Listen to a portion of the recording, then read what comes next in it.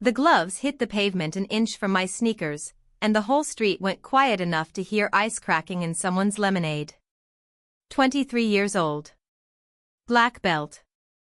Undefeated in 4 amateur cages. And he was smiling at me like I was already on the ground. He had a phone out.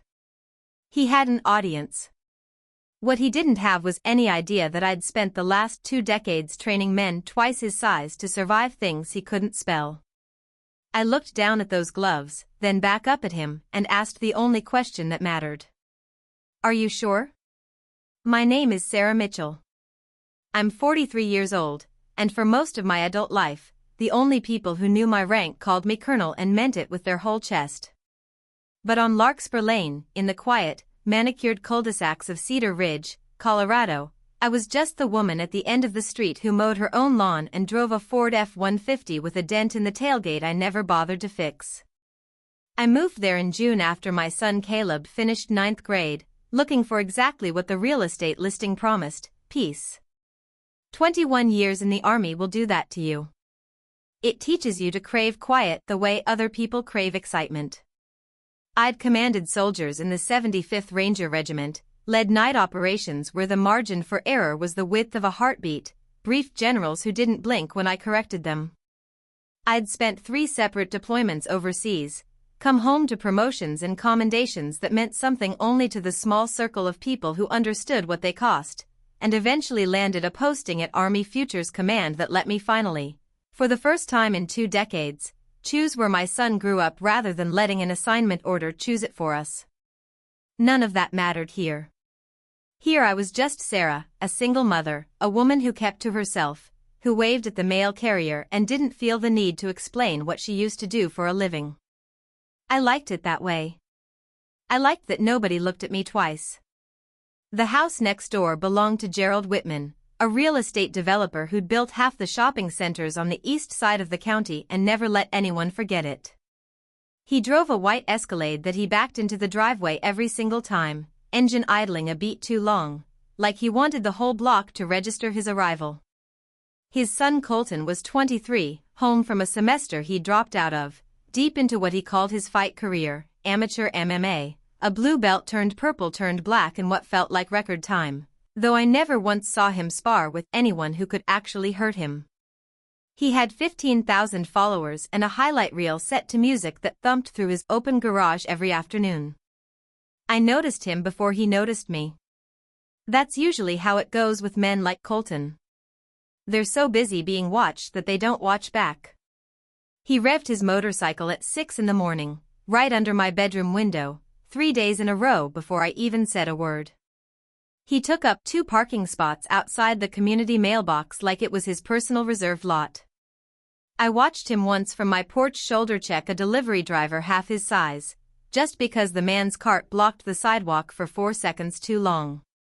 Nobody said anything. That's the thing about neighborhoods like Cedar Ridge. Everyone's polite until the moment politeness costs them something. I started running every morning at 5:30, before the sun cracked over the ridge, because that's when the world still belonged to me and nobody else. Old habit from the regiment, 5:30 was already late. Colton caught me one morning jogging past his driveway in a faded gray t-shirt and running shorts, and said something to his buddy loud enough that he clearly wanted me to hear it. She doesn't even look like she could survive 1 round. His friend laughed. I didn't break stride. I didn't turn my head. I want to be honest about something. Part of me understood him. I'd seen young men like Colton before, plenty of them, before the Army got hold of them and reshaped what they thought strength meant. Boys raised on money and mirrors who confuse aggression with confidence because nobody ever taught them the difference. What I didn't expect, what I genuinely didn't see coming that first month, was how quickly Colton's attention would drift from me to my son.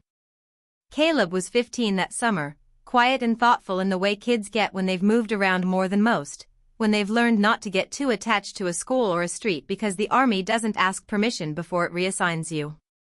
He rode his bike up and down Larkspur Lane in the evenings, headphones in, minding his own business. He didn't know anything about combatives or command presence. He knew about video games and a girl in his algebra class and the new skateboard he was saving up for. He was, in every way that mattered, still just a boy. I watched Colton watch him one evening from across the street, that same lazy, entitled smile creeping onto his face. And something in my chest went very still and very sharp, the way it used to right before a briefing I already knew was going to go badly. I told myself I was being paranoid. I told myself boys like Colton eventually got bored and moved on to easier targets. I was wrong. By the second week of July, I felt it every time I heard Colton's motorcycle idle a little too long near our end of the street. It started small the way these things always do. He'd drive slow past the cul-de-sac where Caleb and a couple of neighborhood kids played basketball, revving his engine just enough to scatter them off the asphalt. He'd park his truck sideways across the court they'd claimed, forcing them to relocate. Then it got personal. I came home from a long video conference with Army Futures Command that ran 2 hours over, the kind of day that leaves your jaw sore from clenching it, and found Caleb sitting on our front steps, quiet in a way that immediately put me on alert. "Everything okay?" I asked, setting my bag down slow, giving him room. He shrugged. "Colton called me Mommy's little soldier in front of everyone at the court today. Said it like a joke." Everybody laughed. I felt something tight and low in my stomach, an old and familiar heat I hadn't felt in years. But I kept my voice level. "Don't fight people who are desperate to prove something," I told him. "That kind of hunger is bottomless. You can't satisfy it by giving him a reaction. You just feed it." He nodded, but I could tell the words didn't land the way I wanted them to. 15-year-olds don't run on wisdom. They run on humiliation and the desperate need to undo it. I hoped that would be the end of it. It wasn't. 10 days later, on a warm Saturday afternoon, I heard raised voices outside, Colton's laugh, cutting through the open kitchen window, sharp and performative. I stepped onto the porch and found Caleb standing over his bike, on its side in the middle of the street, front wheel still spinning, chain half off the sprocket. Colton stood a few feet away with his phone raised, filming, grinning at the screen like he was building toward a punchline. "Say it again," he was saying to the camera, not to Caleb. "Say what you called me." Caleb's face was red, jaw tight, hands curled at his sides in that helpless, furious way kids get when they're outmatched and know it. I didn't run. I didn't shout. I walked the same measured pace I'd use approaching a situation that needed control, not chaos. "Pick up the bike," I said. Not loud. I didn't need loud. Colton lowered the phone just enough to look at me, that same lazy smirk still hanging off his face. "Or what?" I didn't answer right away. I just looked at him, really looked, the way you look at a threat assessment, cataloging without judgment. His stance was loose, weight forward, the posture of someone used to being the most dangerous person in any room. His eyes, though, flickered for half a second under my gaze. A flash of uncertainty. For a moment I thought he might actually pick up the bike. That's when Gerald's white Escalade pulled into the driveway, and he stepped out mid-phone call, taking in the scene with the mild irritation of a man interrupted during something important. He didn't ask what happened. He didn't ask if Caleb was okay. He looked at me standing on the street in my gardening clothes, dirt on my knees, and something about my stillness seemed to amuse him. "You military people," he said, finishing his call, "always think rank matters outside the base." I could have said a dozen things in that moment. Instead I said nothing. I picked up Caleb's bike myself, set it upright, and walked it back toward our garage while my son trailed behind me, confused and a little embarrassed by my silence. "Why didn't you say anything?" he asked once we were inside, voice cracking with something between frustration and disappointment. "Because he wanted a reaction," I told him. "And I don't hand out what people want from me just because they're loud enough to demand it." But that night, lying awake long after Caleb had gone to bed, I felt the old current stirring underneath my calm, the same current I used to feel the night before an operation, when stillness on the surface meant something entirely different was moving underneath. I understood with total clarity that this wasn't over. Boys like Colton didn't stop because you walked away. They stopped when the world finally showed them, undeniably, that walking away had never once been the same thing as being afraid. I just didn't know yet how public that lesson was about to become. Labor Day in Cedar Ridge was an institution. Every year the HOA closed off half of Larkspur Lane. Folding tables went up under string lights. Someone's smoker filled the whole cul-de-sac with the smell of brisket by noon. And every family on the street showed up, whether they liked their neighbors or not. I almost didn't go. I'd had a rough week, a budget review that ran long, a phone call with a general who liked to hear himself talk.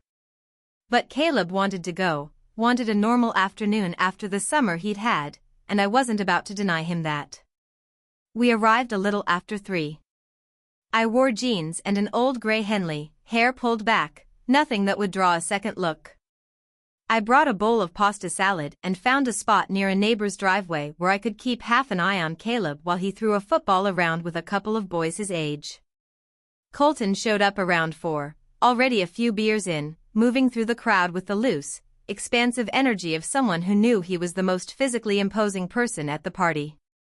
He pulled up his fight highlight reel on somebody's phone, narrating his own knockouts like a sports announcer, and the small cluster of people around him laughed at all the right moments, the way people laugh when they're humoring someone rather than genuinely entertained.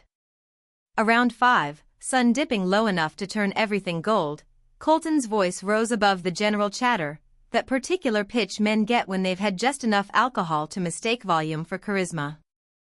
"Anybody here think they can beat me?" he called out, arms spread. "Come on, anybody. I'll go easy." Nobody answered. A few uncomfortable laughs. Somebody's dad shook his head and turned back to the grill. That silence seemed to bother Colton more than an outright challenge would have. He scanned the crowd, and I felt it before I saw it, the exact moment his eyes landed on me. "What about you, Colonel?" he said, and the crowd's attention shifted toward me like a tide changing direction. He'd taken to calling me that as a joke months earlier, a mocking little nickname because Caleb had let it slip once that I served, and Colton had decided it was funny, a woman with a rank nobody in the neighborhood took seriously. "You're always so quiet, so calm. I bet you think you could take me." I didn't answer. I took a sip of my lemonade. He crossed the pavement toward me, unzipped a small gym bag he'd apparently brought for exactly this moment, and pulled out a pair of MMA gloves, red and worn from use, and dropped them at my feet. They hit the concrete with a soft thud that somehow silenced the entire block. "Come on, Colonel," Colton said, loud enough for everyone to hear. "Put your money where your mouth is." "I haven't said a word," I said quietly. "Exactly," he shot back, playing to the crowd now. "You never do. You just walk around here acting like you're better than everybody.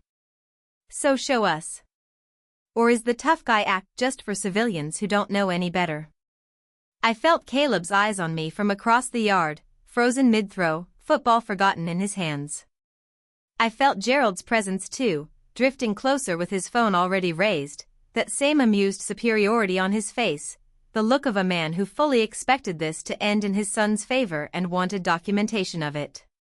I looked down at the gloves, then back up at Colton. "Are you sure?" I asked, calm, even, the exact tone I'd have used briefing a room full of colonels twice his age about an operation that carried real risk. Something flickered across his face, that same half-second hesitation I'd caught weeks earlier in the street, quickly buried under bravado. "Scared," he said, louder now, for the crowd. I reached up and unclasped my watch, handing it without a word to a neighbor standing nearby, who took it with wide eyes. I walked to where Caleb stood, took my phone from my pocket and handed it to him. "Stand behind the fence," I told him, quiet enough that it was just between us. "Whatever happens, stay there." The crowd had gone fully silent now, the kind of silence that has weight to it. Somebody turned off the music playing from a porch speaker. I stepped out of my sandals and onto the warm pavement in bare feet, the September sun sitting low and orange over the rooftops of Cedar Ridge. Colton rolled his neck, bounced once on the balls of his feet, and slid his hands into gloves he'd have no time to actually use. I didn't put on gloves. I didn't need them. "Whenever you're ready," I said. The whole block held its breath. Colton came at me exactly the way I expected. Cage fighters, even amateur ones, are trained to close distance fast, to use aggression as a weapon before technique enters the equation. He lunged forward with a looping right hand, more show than substance, the kind of strike designed to look devastating on a highlight reel rather than actually land clean on someone who knew what they were doing. I'd seen that exact shape of aggression 1,000 times before, in training rooms and in places far less forgiving than a suburban cul-de-sac with string lights overhead. I didn't throw a single punch back. Not one, for the entire fight. That decision wasn't mercy. Not yet. It was strategy. A man used to being the most dangerous person in the room reads a counterpunch as confirmation he's in a fight worth having. I wasn't interested in confirming anything for Colton. I was interested in ending this as quickly and cleanly as possible. I slipped his first strike with a small pivot of my hips, barely more than a shift in weight, and his momentum carried him half a step past me. The crowd made a sound somewhere between a gasp and a murmur, the specific noise people make when their expectations get quietly rearranged. Colton recovered fast, I'll give him that. He had genuine athleticism buried under all that bravado, and spun back toward me with a low kick aimed at my thigh. I stepped inside it instead of away, closing the distance he desperately wanted to control, and caught his extended arm in an arm drag that used his own forward momentum against him. It's a simple technique, old as grappling itself, but simple only works if your timing is exact, and 20 years of training had given me nothing if not exact timing. He stumbled forward off balance, and before he could reset his stance, I had my hip against his, one arm hooked around his waist in a body lock that took away everything he needed: space, leverage, the ability to generate power in any strike. He tried to muscle out of it. Colton was strong, genuinely strong, the kind of gym-built strength that looks impressive under fluorescent lighting and video filters. But strength without structure just burns itself out fast, and I felt the exact moment his breathing changed, the exact moment his shoulders started working harder than they needed to because his technique had abandoned him under pressure. I swept his lead foot, clean and simple, and put him on the ground. Colton scrambled back up almost immediately, jaw tight now, all the performance drained out of his face, replaced with something raw. He came at me again faster, more desperate, throwing a combination with real intent behind it. I felt the first punch graze past my ear, close enough that the air moved. Something in my chest went cold and sharp and entirely calm, the exact stillness I used to feel in the seconds before a breach. I stepped behind him. A rear clinch, hips dropping low, a trip that took his base out from under him before he even registered I'd moved. He hit the pavement hard, the wind audibly leaving him, and I was down with him before he could scramble away, weight settled across his back, controlling the fight from a position he had absolutely no training to escape from. I secured his shoulder, isolated the arm, and locked it in place. Then I shifted to his neck, a controlled hold, nothing designed to hurt, only to communicate with total clarity that this was finished whenever I decided it was finished. He tapped my forearm twice, fast, breath ragged and desperate beneath me. I released him instantly. No hesitation, no lingering, no extra second held just to make a point. I got to my feet first and extended a hand down to him, and after a long beat, pride visibly warring with exhaustion on his face, he took it, and I pulled him up. The whole street was silent. 75 seconds by the timestamp on somebody's video that circulated later. I leaned in close enough that only he could hear me. "Winning isn't the same as humiliating someone," I said. "I had 100 chances to hurt you tonight, and I didn't take a single one. That was a choice. I need you to understand it was a choice." He didn't say anything back. He just nodded once, something in his face cracking open in a way that had nothing to do with the fight itself. I turned and looked for Caleb behind the fence and found him standing frozen, my phone forgotten in his hand, eyes wide with something I hadn't seen on his face in a very long time, not fear, not shock exactly, but a kind of dawning recognition. I walked to him, put my hand on his shoulder, and said quietly, "Let's go home." Behind us, I heard Gerald's voice cut through the silence, sharp and furious, already reaching for his phone with a different purpose. "Now that's assault," he was shouting to no one in particular, to everyone at once. "Somebody call the police. She assaulted my son." I didn't turn around. I didn't need to. I already knew exactly how this was going to end, and it wasn't going to end the way Gerald Whitman thought it would. The police arrived within 20 minutes, 2 cruisers pulling up quietly at the edge of the cul-de-sac while half the neighborhood still stood frozen in the deepening dusk. Gerald had called it in himself, breathless and indignant, using words like assault and unprovoked attack before the officers had even stepped out of their vehicles. I stood with Caleb near our driveway, arms crossed, waiting, because I've learned the worst thing you can do in a moment like that is act like you have something to hide. The younger officer approached me first, notepad out, and asked what happened. I told him plainly, Colton had challenged me publicly, thrown gloves at my feet in front of dozens of witnesses, and I'd accepted a fight he initiated, using techniques designed to control and end the encounter without causing harm. I told him I never struck him once. He looked skeptical, understandably. But then people started coming forward, unprompted, phones already in hand. A neighbor still holding my watch played her video without being asked. A teenager who'd been filming for his own social media had 11 seconds of Colton shouting, "Put your money where your mouth is," in crisp, unmistakable audio.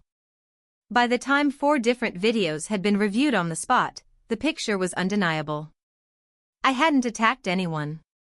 I'd been baited into a fight I tried repeatedly to avoid, and I'd ended it without ever raising a fist. No charges were filed that night. The older officer pulled me aside as he was leaving. "For what it's worth, ma'am, that was about as clean as I've ever seen someone handle a situation like that." Gerald, for his part, did not let it go. Not that night, not that week, not that month. Men like Gerald Whitman don't experience public humiliation the way most people do. It registers as a debt that must be collected. And he apparently decided very quickly that if the legal system wasn't going to hand him satisfaction, he'd manufacture it some other way. He hired a private investigator. I found this out secondhand through a neighbor named Renee, who worked at the same law firm the investigator used to source records, and who felt enough discomfort about the whole situation to give me a quiet heads-up over the fence. Gerald wanted everything, my employment history, my financial records, anything that might give him leverage. What the investigation turned up instead was the truth about who I actually was. 21 years of service, multiple deployments, command experience in the 75th Ranger Regiment that most civilians, even well-connected ones like Gerald, had no real frame of reference for understanding. A current posting at Army Futures Command that put me in rooms with people whose names occasionally made it into defense industry newsletters Gerald actually subscribed to, though he'd apparently never made the connection between those names and his quiet neighbor with the dented pickup truck. This revelation didn't discourage him. If anything, it seemed to embolden him further. He began drafting formal letters on his company letterhead, addressed to the Department of Defense, alleging conduct unbecoming, demanding an official inquiry into my actions. I learned about the letters before they were even sent, because Gerald mentioned it to another neighbor at the mailbox, clearly hoping word would spread and reach me, hoping the mere threat would be enough to make me anxious, apologetic, smaller. I didn't sweat. Not out of arrogance, but because I understood something Gerald fundamentally didn't. I hadn't done anything wrong. There was no version of an honest inquiry that ended badly for me. The only real question was what an inquiry into Gerald's motivations might turn up. Caleb asked me one night at the kitchen table whether I was worried. "Worry is for situations you don't understand," I said. "I understand this one completely." Gerald is a man who has never once in his entire life faced consequences for the way he treats people who don't have his money. he genuinely believes that will hold true forever. I've watched men like that before, Caleb. It never holds true forever. He didn't look entirely convinced. He was 15, and 15 doesn't yet believe patience is its own kind of weapon. But he trusted me enough to let it go, to finish his dinner, to go back to being a kid worried about algebra tests instead of federal complaints. The letter landed on the desk of Lieutenant General Michael Doyle on a Tuesday morning in late September, tucked into a stack of routine correspondence his aide had already flagged for review. Michael and I went back a long way. We'd served together early in my career, before he climbed into the rarefied air of 3-star command, and I settled into the work I do now at Futures Command. He developed, over the years, a very specific, very dry sense of humor about anyone foolish enough to underestimate me. He told me later he read the first paragraph, an aggrieved account of conduct unbecoming an officer, involving an unprovoked physical assault at a private social gathering, and had to set it down because he was laughing too hard to keep reading. Sarah Mitchell got challenged to a fight, he told me he'd said out loud to an empty office, and this man is mad she won. But amusement is not the same as dismissal, and Michael, whatever else he is, has always been thorough. An inquiry was opened exactly as Gerald had hoped. Statements were requested. Video evidence, of which there was an abundance, was reviewed in full. Within days it was clear, beyond any reasonable dispute, that I had done nothing except respond with considerable restraint to a challenge thrown at my feet in front of dozens of witnesses. The inquiry closed almost as quickly as it opened, with a formal note in the record commending the composure I'd shown under public provocation.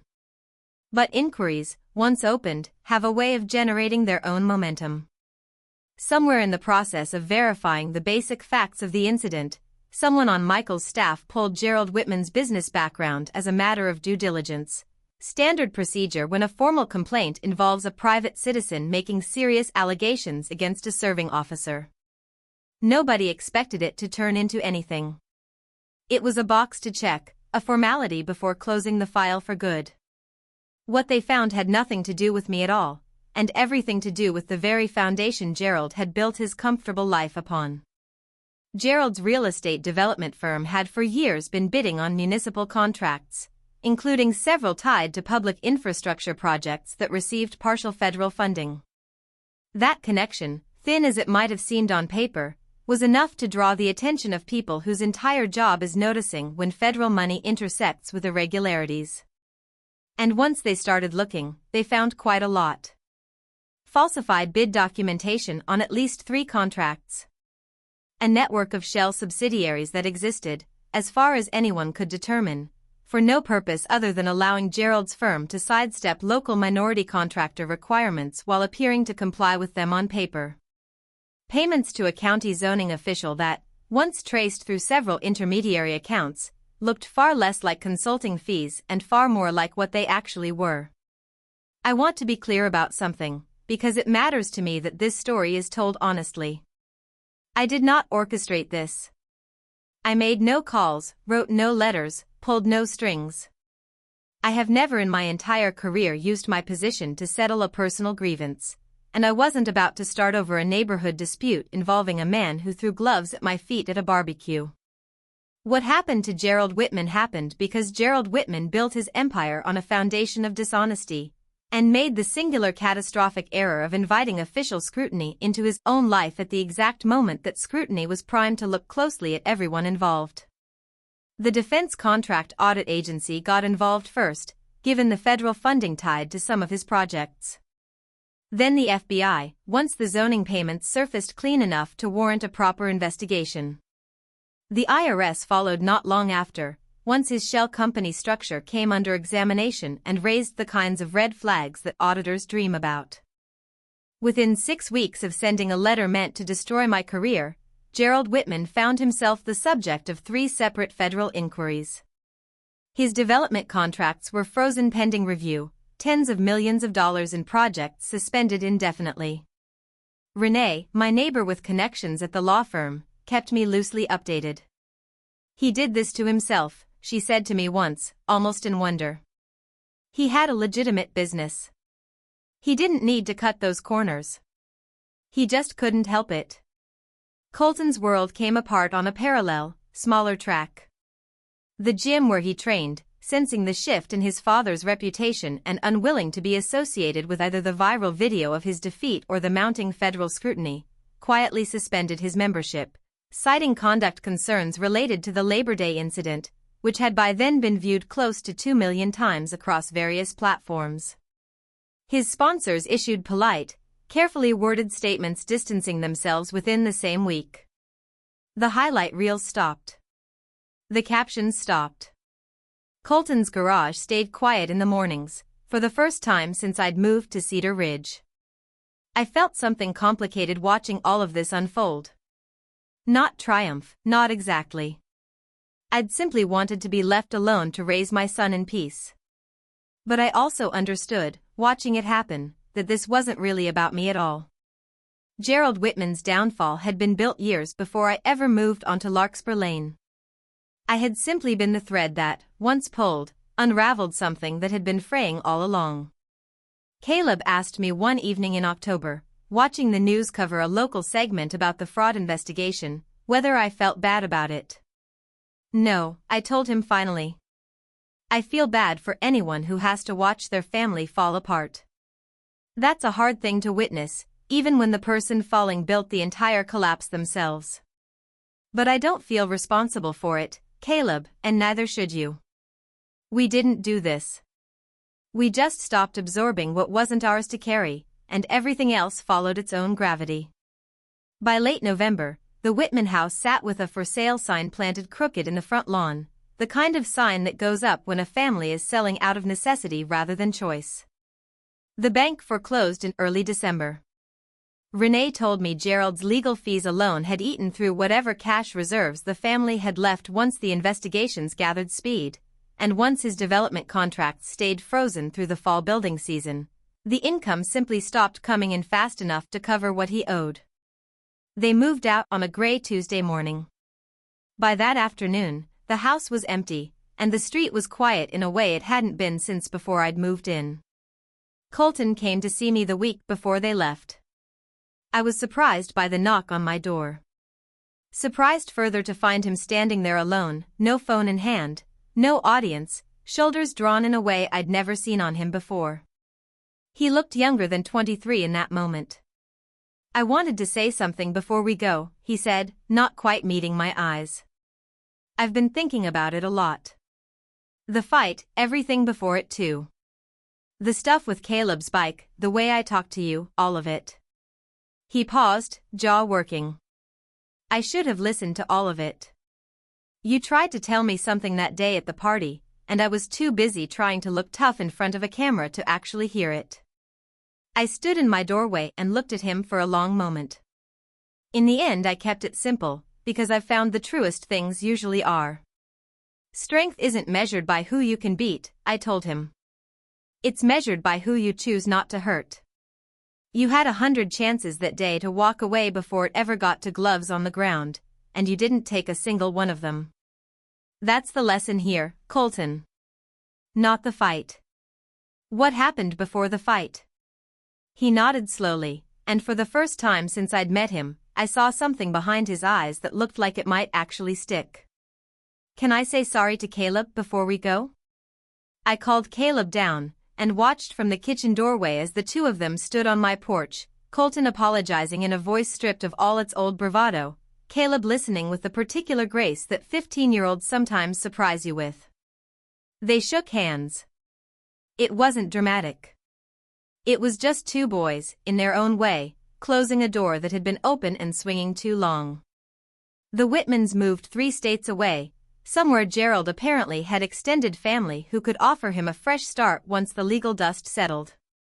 I heard secondhand that he eventually pled to a reduced set of charges, paid substantial restitution, and lost his contractor's license permanently. I didn't feel the need to follow the story much further than that. Cedar Ridge went back to being exactly what the listing had promised me back in June. Quiet, unremarkable, peaceful in the specific way that only comes after storms pass through and clear out. I still run every morning at 5:30, same gray shirt, same worn-in shoes, same empty street humming with early light. But something's different now. The neighbors who used to look past me stop now. They wave. Sometimes they walk out to their mailboxes a little early just to say good morning. Caleb's doing well. He made varsity soccer that spring, and doesn't talk about that summer much anymore. Every once in a while, when someone at school tries to push him around the way Colton once did, I notice he doesn't flinch the way he used to. He just watches, calm, unbothered, the exact stillness I spent 20 years learning myself, quietly passed down without either of us ever really discussing it. I think about that whole season often, honestly. Not with anger anymore. With something closer to gratitude, strange as that sounds. Because it taught me all over again something I'd already learned once, in a much harder place, under much harder circumstances, that patience isn't passivity, and walking away isn't weakness. The people who mistake your restraint for fear are always eventually the ones who learn the hardest lesson of all. I've thought a lot, too, about what actually changed on that street once the Whitmans left. It wasn't just the quiet, though the quiet mattered. It was something harder to name, the way a neighborhood exhales once it stops organizing itself around the loudest, most entitled person in it. People started leaving their garage doors open again in the evenings. Kids went back to playing basketball at the end of the block without checking over their shoulders first. None of that had anything to do with me directly. It just took one thing to stop absorbing the noise for everyone else to remember they'd never actually needed to absorb it either. Bullies mistake patience for weakness. They never realize that the strongest people are usually the last ones looking for a fight.